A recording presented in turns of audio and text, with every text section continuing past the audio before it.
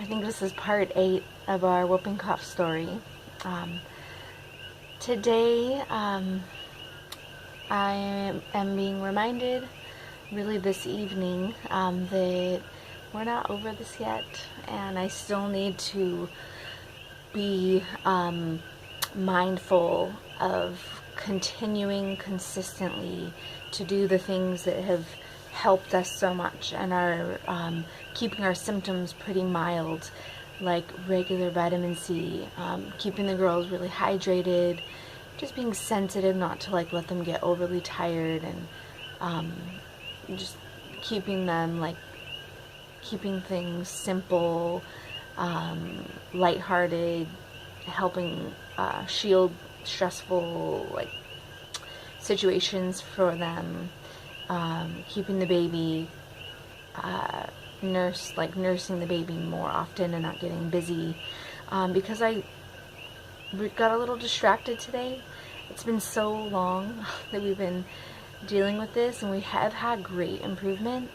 At night, the last 2 nights, the girls, our 2 and 4-year-old, both only cough maybe once, and it was not bad. They didn't even wake up and need comfort. And so I've slept a lot better, and so I just kind of wasn't as focused today. And this evening, I could tell that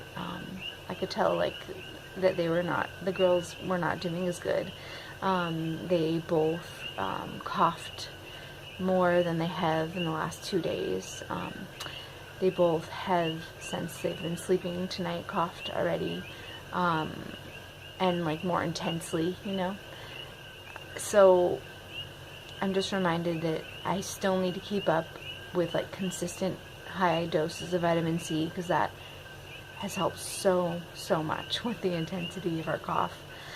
And the baby, I didn't give her as much vitamin C, and I've been doing that in droppers while I nurse her, and I didn't nurse her as much today.